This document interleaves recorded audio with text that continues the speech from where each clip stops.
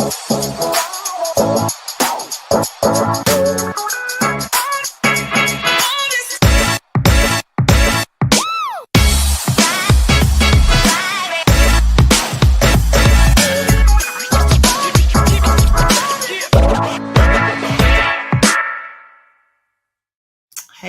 good evening, everybody. How are you? Sandra Sheffer, host of Racing the Races. I'm doing good. I came back again this week. We have some things to talk about, and I tell you, every week it's the weeks be weekend. It's a whole type of stuff that's going on. We seem to be getting news every day that's problematic, and like I said, I still haven't watched a full news segment. I still have not watched a whole 30 minutes of news because 30 minutes is just too much of what's going on. But that doesn't mean that I don't read what's happening. So I read the news more than I watch it now, just because a lot of that consumption is just it's too much for me. I'm gonna just say it's a little too much for me. But again, Sandra Sheffer, host of Racing the Races. So what's the episode called today? It's about the Democrats. I think they have a problem. I think the Democrats have a problem, and the Big Tent might be the reason why there's a problem, right? Because they're trying to accommodate too many different types of people. Which, I mean, on one level, it can be a good thing. But what I think hasn't happened is that they haven't figured out what it is that they want to focus on, that everybody can agree on, so we can get some things done, as opposed to a whole bunch of all of these little things in different places and not too much is happening. So we're going to talk a little bit about, the party and then the Big Tent, and whether or not, that's part of the party's problem, right? Yes, because they do have some problems. Now, I have to tell you, so when I was thinking of what to name the show, because I'm also going to talk about what they, like hot topics, a lot of the other things that are going on that seems to be affecting my life every day and that of other people too. And it's messing with people's lives in a way that folks haven't anticipated and have not expected, right?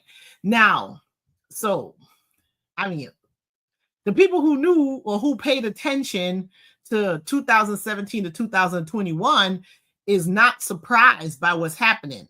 Now, may they be stunned at the level of what's happening. It's kind of like, woo, right? It's a little bit more than people expected.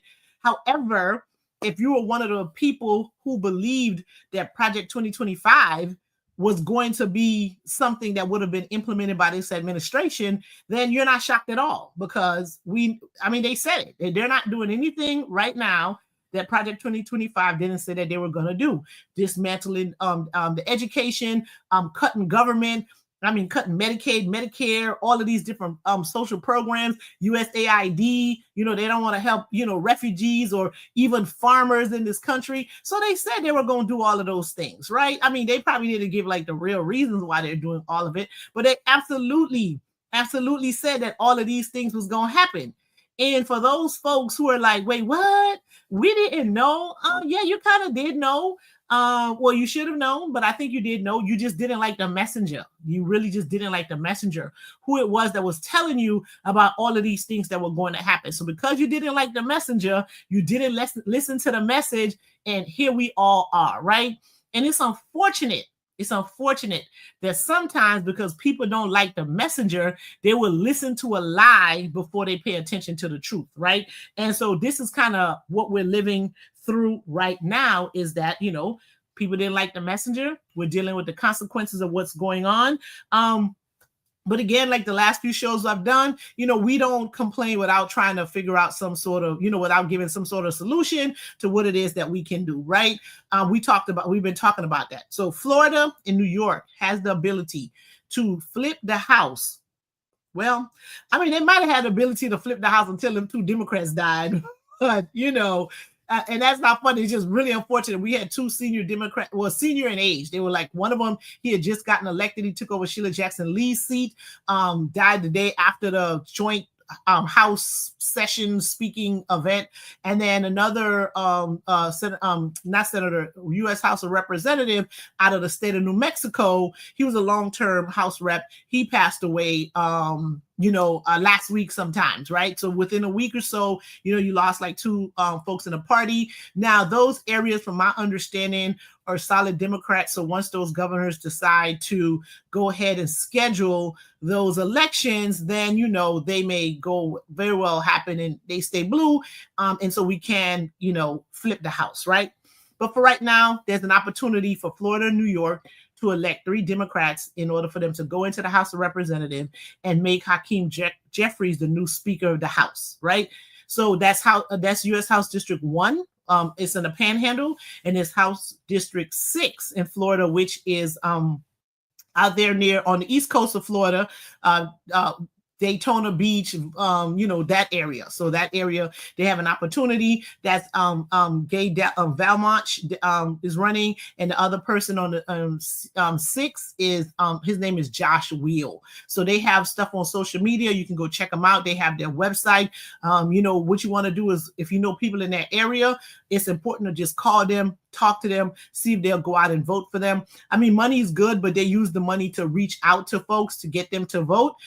And so if you know people, the best thing for you to do is to call and encourage them and tell them to vote. If you know people in that area and they're willing to do some door knocking for them, have them go do door knocking, because that's actually the most effective way to get a person to vote for someone, right? Is if you go knock on the door, have a conversation with them, and you'll get them to vote, right? So we're talking about the things that's going on. These are the solutions. We have an opportunity to not have to wait until 2026 to flip the House. We can try to do that right now with the 2 seats in Florida and the 1 seat out of the state of New York. So if you know folks in those areas, encourage them to vote. See what it is that you can do, right? All right. So again, Dems have a problem. Hopefully they can fix it. And their problem is bigger than we thought, right? The problem is bigger than we thought, because the Senate was trying to pass, the Senate would not have been able to pass, is what I should say. They would not have been able to pass this spending bill that's cutting Medicaid, Medicare, and all kinds of stuff if they weren't able to get not 1, not 2, not 3, but I think they got like 10 Democrats to agree to that, right? It was 10 Democrats that agreed to this and allowed that bill to pass. And of course, 45 now turned 47 went ahead and signed that. And so Chuck Schumer, who is on the Democratic side, he's not the majority leader because he's the minority, but I think he's called the minority leader in the Senate. He first said, oh no, I'm not going to do that, blah, blah, blah. And then all of a sudden, right before, he said he was going to do that, and he recruited people on board in order for that to happen. That's a problem, y'all. So this is one of those situations where the only thing you can say about that is that person is there to protect their own position, and they're not there to protect the people that sent them to represent them. Because you can't tell me that those folks sent you over there to get their Medicaid, Medicare, all of these benefits cuts. That's not what they sent you there for. So there's a whole lot of self-interest that's happening in government right now that's absolutely problematic. And we have to pay attention. Like, people really pay attention. I know we got short memories because so much stuff be going on so fast, but we have to pay attention to this. And you have to pay attention to these folks that you've sent to represent your interests. And when they get there, all of a sudden, they forgot that's what you sent them there for. Okay. So Chuck Schumer, he's getting a whole bunch of heat right now. And so much so, Mr. Man was, he has a book that's out, and he was supposed to be on a book tour right now. But because he's persona non grata in most spaces, he's like put a pause on a book tour, right? And this is something that we really, like, one of the things that we have to understand about this country is that money is everything. Money speaks volume. And when you start messing with folks' money, that's when they be like, oh, damn, they start paying attention, right? And so don't buy his book. You know what I mean? Like, don't buy it. Don't buy his book. Don't support it, because for him to go and do something like that, that is absolutely ridiculous. You know what I'm saying? Particularly when you're messing with vulnerable people, right? So yeah, don't buy his book. Don't go to his thing. Don't support him. Let him feel the pain. Let him feel the pain that all of us are going to feel. Not even going to feel. We're feeling it right now. I went into the grocery store today and I'm like, orange juice costs $8.99. When did that happen? You know what I'm saying? It's like, when did that happen? So we're feeling it right now. So don't go using your $20, $30, whatever it is that he's charging for his book. Don't even use your Audible subscription to get it. Don't do it, because they're not there representing you. So don't support them in the ways that they expect you to support them, because they want you to take this nonsense. They want you to take it and then and then keep doing all the things for them, but they're out here, even though they were elected to do things for people, they're not doing them for the people, right? So don't buy that man book. That was a complete disregard for his constituents. It was a complete disregard for Americans that are in need, for them to go and support something like this, right? So yeah, so I see Sanon Jules saying that he has to go, and it's absolutely true. He has to go because this is a problem, right? Folks, they get there too long, they get comfortable in their position, and then they think they can do whatever they want with no consequence. And please understand that the consequence to them is to send them home, go let them find another job, let them go do something else with their life. But what they're not supposed to do, what you can't continue to allow them to do, is pretend that they're going to take this elected position and then go and vote for you. I mean, do what you sent them there for, is to represent you and your needs and your rights and your interests, and they're not doing that. So since they're not doing the job that they were sent to do, then they don't get to keep their job. All right, they just don't get to keep their job, and we need to let that go. So that's what we're dealing with Chuck Schumer and those Democrats. Now, what I was going to say before I went into my Chuck Schumer rant was that I actually wanted to call this episode like No Vaseline, right? Now, for those of you, those words don't belong to me.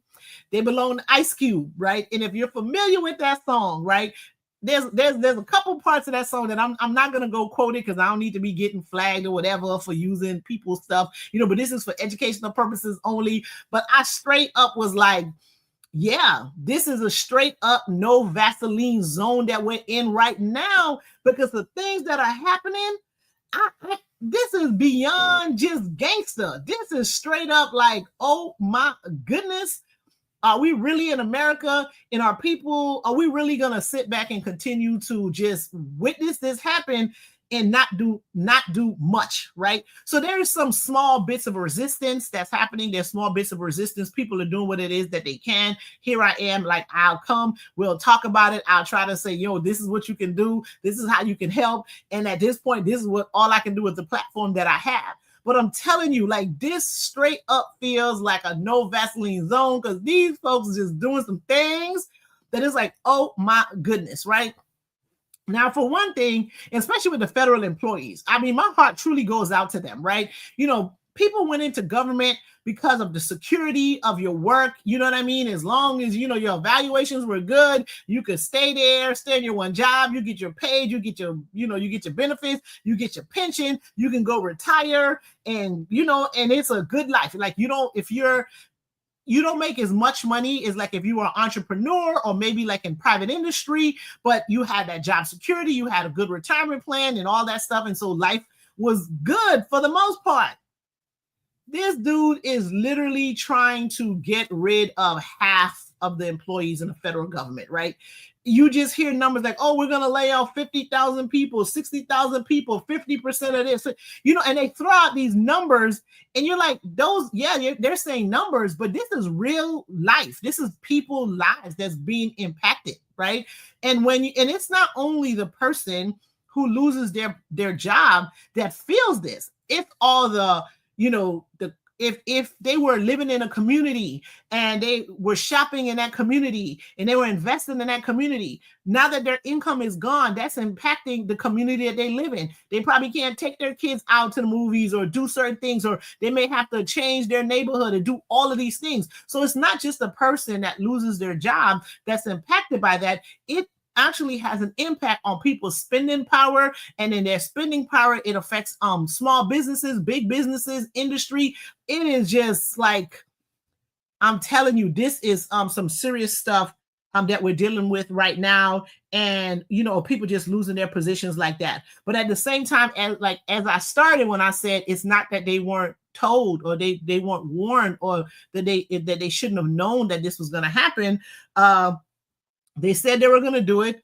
He's doing it. I don't know if people thought it would all happen so soon, so fast, so quick, but it's happening, and it's here. So what do we do? So now that you know that even if you're in government, your position isn't safe, and mind you, I think there was a lawsuit for the people that was fired, and they were supposed to give the people their job back And Mr. Mayor's like, I need the Supreme Court to tell me that I don't have to listen to these judges and their court order, and these judges need to stop being tough on me and just kind of let me do what I want to do. And I'm like, well, that's kind of not how America works at all, right? You have three equal co-branches of government, and they have checks and balances, and they're supposed to make you not, they're not supposed to let you do things that you have no business doing. That's the whole point, right? But then, so he's saying, I don't want to. And so he's out here violating court orders left and right, all kind of stuff. And I'm telling you, he's violating court orders. So the folks that were supposed to go back to work ain't go back to work. I know someone who works at the VA. They fired a whole bunch of people there too. Who does that, right? Someone that's supposed to care about the country, care about veterans, those people that made all these sacrifices, and then you finna fire people that's going to provide services to veterans. But he did that. And some of them were called to come back to work, but they're not all coming back at the same time. Some people will call back to come back to work right away. And then there's a schedule on like when those folks are supposed to come back to work. Now, the ones who's supposed to come back to work later, I think he's thinking of ways for you not to come back to work. So, I mean, govern yourselves and do what you think you can do. Because this is very, very, is a rough place that we're in right now, right? So we have these federal workers that are being impacted by this administration, losing their jobs, and one of the things he said is that a lot of them weren't working, or some of them weren't working anyway, or they were getting paid to do nothing, or they were getting overpaid. Now, some of you who may in fact know a federal worker that might have been overpaid, or that may have been not working hard enough for the money that they were making, or they would go to work and sit around and don't do much for 6 of the 8 hours that they were there. Please don't use that example to make what's happening okay, right? Don't use that example of the person who you may know that actually go to work and don't do much as an example that it's right for them to slash 50% of a workforce. Don't do that, because there's no way that, I'm not going to say there's no way, because I suspect that it's not 50% of those people that are not working at all, because these agencies are functioning. So don't allow that one example, or the 2-3 even example of people who that may be working, that may be overpaid or not doing the full 8 hours as a reason to think that what's happening here is acceptable, what's happening here is normal, what happened here is okay, because none of those things are true. Right? None of those things are true. So that's on the federal workers part of things. And, our hearts go out to them. So let's just see, maybe somebody going to talk to him, and then he'll start, paying attention to the orders of the court. And he might recognize that there's, 3 co-equal branches of government, and, Congress carries the purse. So he's the one who decided not to pay people. Sir, that ain't in your role either. Like, you don't get to decide how the money is spent. That's Congress. You don't get to tell judges what to do. They're supposed to make sure what you're doing is constitutional. And if they tell you it ain't, I'm gonna go with what they said before I go with what you said. Okay. So we really need to we gotta recognize that it's not normal. Resist how it is that you can. Do what it is that you can. Start saving your money. Don't be buying no stuff you don't need to buy. I know that Jamal Bryant out of Atlanta, they have this 40-day Target fast, that where you're not supposed to buy anything from Target. Don't spend no money. They have a whole website where you can go and sign up, and they got all these other things that you're doing that you can do. And it talks about the impact of what it is you're doing with this Target fast. So go ahead and do that. And particularly since Target had decided to get rid of all these DEI positions and their DEI programs, and it's impacting, people, Black folks that had a product on their shelves, and they decided that, they just going to turn their back on the folks that's helping them make all this money. So don't spend your money where you're not welcome. Like, seriously, like, just don't do it. And again, if you got a big age like me, or you're older, it's not too many things that you need anyway. So just don't go buying no stuff that you don't need, partly because you don't know what the money situation is going to be like in the next few months, particularly at this rate, right? It's a lot's going to be going on. So don't spend money that you don't need to spend. And if you are going to spend it, be conscious of where it is that you're spending your money. Support someone that supports you. And whatever that means to you, support someone that supports you. And that's what you need to do, right? And then apparently, so talking about supporting people that support you, I heard Mr. Man said it's okay for places to like segregate if they want to, right? So if they want to have a all white section or all right, and I don't know if I'm just like not properly explaining what it is that I read, but I just kind of stunned by it, right? So apparently, people aren't going to be forced to, just be humans, just be good humans and let people coexist, right? So if you want to go separate people, I guess, along racial lines or whatever, you can do that, right? But what I'm going to tell you is our food tastes better. You know what I'm saying? So if you want to have a restaurant and you going to try to relegate me to a particular section for whatever reason, I don't need to go to your restaurant anyway, right? Because the people who are going to make those decisions most likely is not going to look like me. And I'm going to just say that. And don't be trying to make it seem as though I'm a person that's starting some mess, right? But at the end of the day, I believe that to be true, that it wouldn't be somebody who normally looks like me that's going to make that type of decision. And so I'm not going to want to go eat that food anyway, because the ones that's made by people that look like me tend to taste better anyway. So I'm good with that. So everybody gets to make their decision. Again, that's just my personal opinion on that. But I don't think that that's the direction that this country needs to be going in, because at the end of the day, most of these reactions that's happening now, people are getting involved in this crazy against folks that they've known before January 20th, right? So some of these decisions that's being made, it's like now you're going to treat somebody differently that you knew before January 20th. And you know what kind of person they are, but you're going to just let this divider in chief come and create all of this division that absolutely does not need to exist. So take that into consideration, right? So there's a comment that contractors were not allowed to get federal funding if they were segregated. He lifted that restriction, and now you can get funding if you're segregated. Whatever that means. You know what I'm saying? Like, I don't like who trying to segregate from what I don't even know what that means. I don't know what that means, but it just sounds like something that's like no bueno.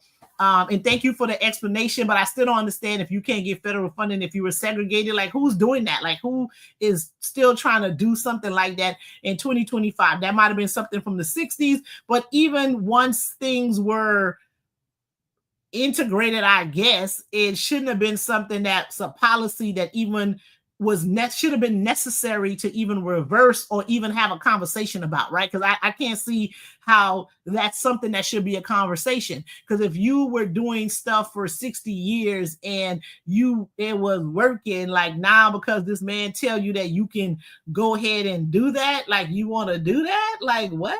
Okay. So that's my point with that. So whatever it is pure nonsense. It shouldn't even be something that we should be talking about. And the fact that I spent 2 to 3 minutes talking about it is just tell you where we are. This is not normal.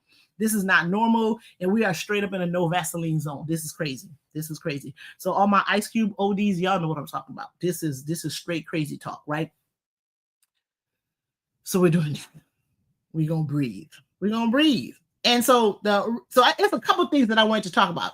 So the week before was I think it was the 60th anniversary of the Bloody Sunday on the Edmund Pettus Bridge in Alabama. And there was like a whole bunch of folks that was over there that was commemorating that event. There's this one photo of like these black judges crossing the bridge. And I have to tell you, like one of my classmates from law school was one of those judges. She's from that area that was walking across that bridge. It was a proud moment for me for us to see, the progress that's being made.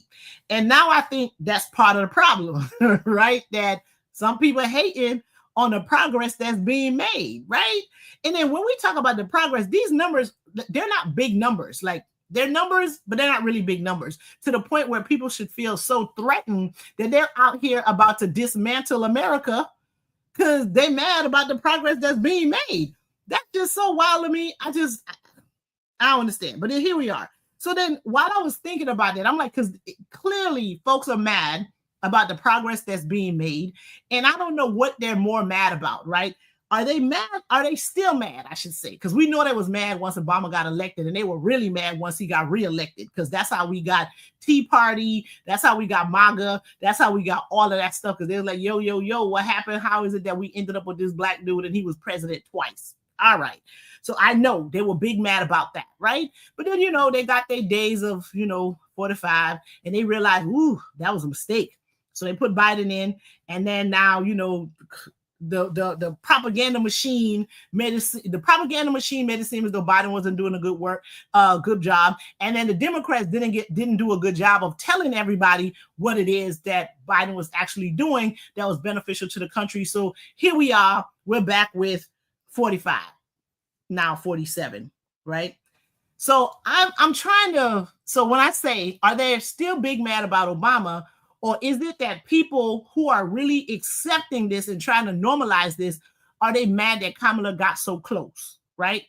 Because she got close, man. She came real close. She had a lot of support, a lot of energy. She came close. So are they mad about Obama, or they're mad that Kamala got so close that they're like, no, we got to roll back a whole bunch of things so the next one who tries this doesn't actually make it? Is that some of what's happening here? Because I mean, this is like overkill. This is absolutely overkill what's happening and how they're trying to dismantle any opportunity that they think Black people have, right? But one of the truths that's coming out is that they're realizing that DEI ain't all about Black people. It's just not, right? White women benefit from DEI, veterans benefit from DEI, people who are like on the spectrum or a person with disability, all of those folks are benefits and benefit from DEI. So something that they think is only helping Black folks is helping everybody but white male. White men, right? And so they're mad, and some of the people who fall into the category that benefit from DEI is here supporting it because they too think this is something that's only hurting Black folks, and they're realizing like, wait, so I lost my job too. Like, I didn't know I was a beneficiary of DEI. So now you know. But again, what we have to really think about and we have to really consider is that this is probably an effort to really stop us from moving forward, whatever that means. But I don't know why they don't understand that we're a very, very resilient people, and we're very innovative, we're very creative, and we make it work, right? Like these, Black folks, especially particularly Black Americans, these are the folks who was fed scraps from pigs and turned them all into stuff that they still selling in stores today.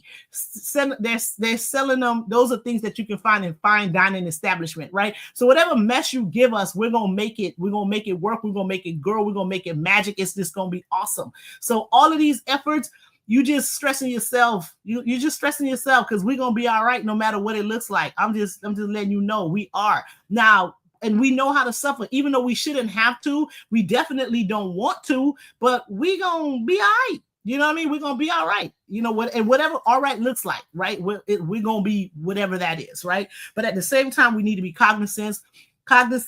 We need to pay attention. Don't ignore what's going on. Whatever small part or small effort that you can make or whatever it is that you can do, go ahead and do that. Just go ahead and do that. Don't spend your money. Don't support in places that don't support you. Don't do that. Start saving, because we don't know what all of this is going to look like, because these prices in the stores are real stupid. So just do your part, and don't overconsume the information, because it's going to get overwhelming, and you still got to think about your mental health and your, just your overall energy and what you're going to spend it on. Don't spend a whole lot of time and let this stuff get you all worked up. Just know it's going to be okay. You're allowed to process your feelings. Be conscious of what it is that you're doing. Pay attention and just keep putting one foot in front of the other, and we're gonna be all right. And then we're gonna call them people that we know in the House District, Florida Congressional District 1 and Florida Congressional District 6, and tell them to go vote and send them Dems there. If y'all know people in New York, go contact that person and have them vote, and let's see if we can flip this and make Hakeem Jeffries the next Speaker of the House. Let's just try to do that, right? That's our work, right? So I have a couple other points that I wanted to make. So I talked about Bloody Sunday. Wanted to come and talk about that. Talk about what it is, like why is it that we're getting all of this blowback? Is this really still about Obama, or is this about Kamala getting so close? And it could be a combination of both, but I think the latter is something that really is something that was happening, and they were like, whoa, we need to do more. Like what they were doing aren't enough, right?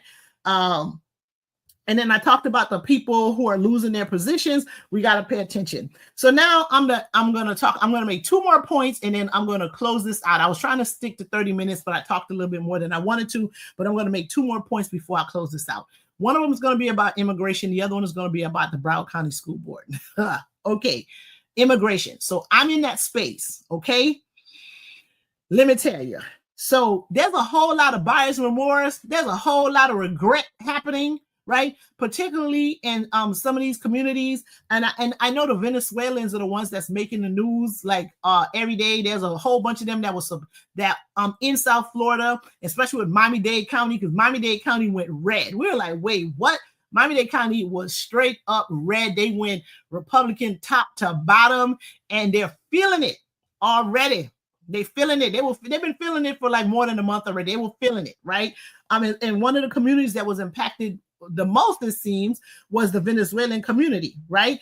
And they're every day. It's like one of the true supporters is facing deportation. There was a flight a couple of days ago where they're sending Venezuelans to El Salvador. I'm like, who does that? Like, let me tell y'all, that's not how none of this works. That's not how it's supposed to work. That is not supposed to happen. That is violating all kind of laws. And then he's trying to say, well, I didn't see the court order. Even if you didn't see the court order, that is not something you get to do. You send the Venezuelans to El Salvador, what? To be in jail for a year until you figure out what to do with them? Come on, man. Like, this ain't normal, y'all. So on the immigration side, it's a lot of, when I tell you crazy things are happening, crazy things are happening. I would have to do a whole show on immigration, and I did one before, and I might have to do one again but that's one of the ones where I'm like, do I really want to do it? Because I don't want to complain without providing a solution, and I don't know what solution to provide, because every day things change, right?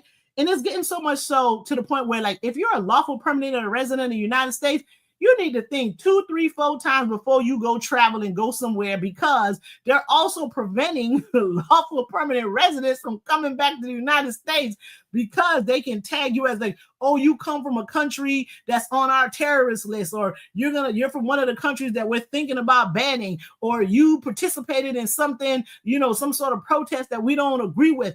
All of these things are happening. And usually that's not how that works, right? That's usually not how it works, but that's how it's working right now. So if you're a lawful permanent resident in the United States, you really need to think twice about what you do, what you gonna engage in, what you gonna say, what kind of what protests you gonna participate in. Like, I don't listen.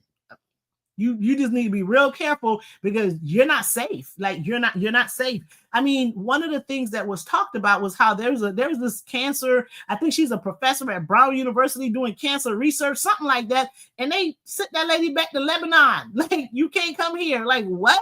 This is what we're doing. So these are the kind of things that's happening. So on the immigration side, think twice. If you're eligible for citizenship, go ahead and spend that money and see if you can go ahead and get through.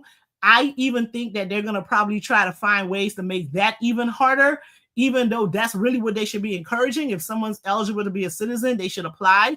But, who knows? They're probably going to make that harder too. So, just be careful. And then the last thing I was going to talk about is the Broward County School Board. They were in the news again today. One of them was that, Alan Zeman, he's the at-large board member. He had filed a complaint against Tori Alston, who is a District 2, school board member, and had filed some ethics complaint, and it turned out that it was unfounded. And we kind of, those who knew that it was no basis for it. It was just a way to kind of muddy the waters to make Tori Alston's opponent, Rebecca Thompson, make her candidacy look better than it really was or is or whatever. And so he did that. And she ended up winning the seat, partly because even though those races are nonpartisan, they end up kind of being partisan in some sense. So she ended up winning. But Alan Zeman had filed that complaint. It was determined to be unfounded. But sometimes people like they live in glass houses and they be throwing stones too, right? So it's what's been coming out, because I had actually said this and got into a whole bunch of problems with the party because of it, was that some of most of the recent folks that got elected to the board, to the Broward County School Board, they took those jobs so they can sell property. Like they want to close schools and they're gonna be selling property to developers and do all of that stuff. I said it then and I'm saying it again, and I mean that, right? And now that's looking more and more as truth, it's being confirmed, not even looking like more, it's being more confirmed, because it turns out that Alan Zeman has like a PAC that's been getting donations from construction companies, and it's been more than one. It's probably like 3 or 4. One gave donation up to like $10,000. Also, Rebecca Thompson, who used to be his assistant, that ran for the seat against Tori for District 2, which is the district I live in. She got construction money too, right? So but at this time where they're thinking about closing school, repurposing schools, doing all of this stuff, it's all this construction money out here. And then you have people that's getting donations from construction companies, and they didn't go there to be nice to no construction company. They said that they were going to do what's best for the students in the county. And this right here does not look good. And it doesn't look like they're there to do the business for the students in the county. So pay attention to that.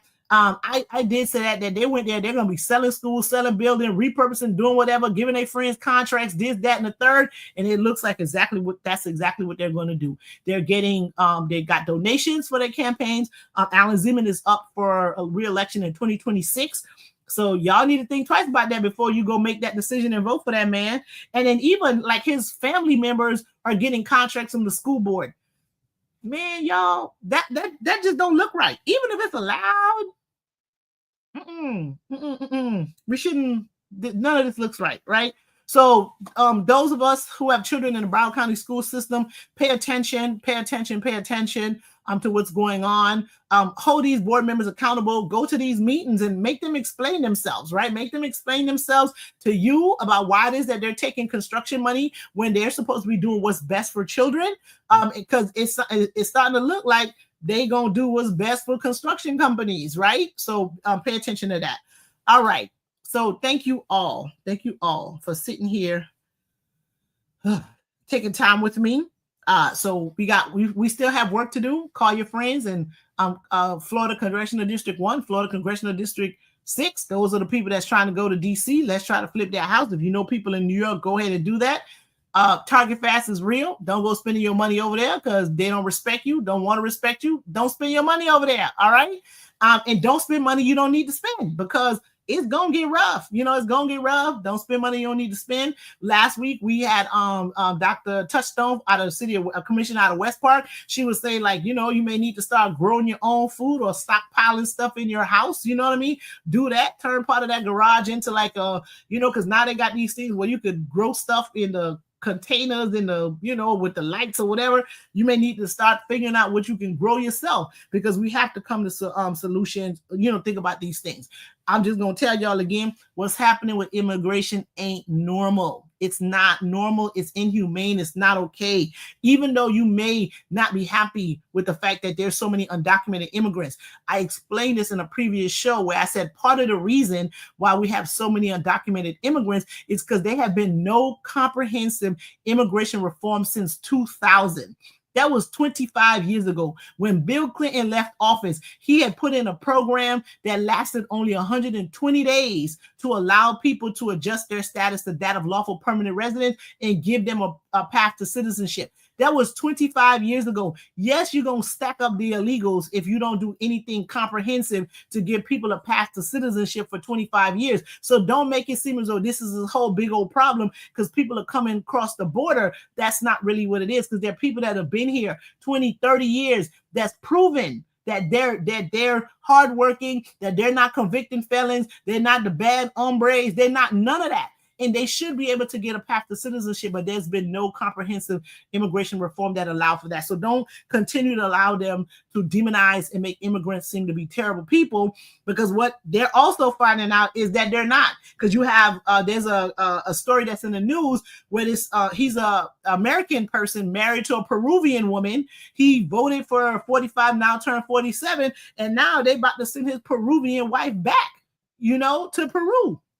And so you have to think about this. And I'm sure he was thinking like, no, my wife's a good person. Yeah, so all immigrants aren't bad people, and you know that, but you still supported someone who made them seem to be terrible people. And what their conscience is dealing with right now is that you were okay when you thought all of this stuff was going to be happening to someone else. And the fact that it's happening to you now it seems that it seems like it's not okay. But you should never be okay with something bad happening to someone else, right? And now all of a sudden you want all kind of support because it's happening to you. We need to always try to find ways to be good, decent people. All righty. So that's the show. Thank you, Christine, for watching. I see Madeline Romulus. I know her. Thank you for watching. I truly appreciate you guys spending your time with me today. And I went over the 30 minutes. I'm going to try to roll back, but it's just a lot been going on. And these are all things that I definitely wanted to talk about. And I truly appreciate your time, the time that you spent with me. And so I'm going to give you back the rest of your evening. Thank you and have a good night. Elections have consequences.